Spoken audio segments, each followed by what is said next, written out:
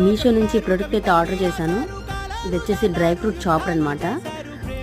ఇంకా ఇంట్లోనే నేను డ్రై ఫ్రూట్ లడ్డు ట్రై చేశానండి.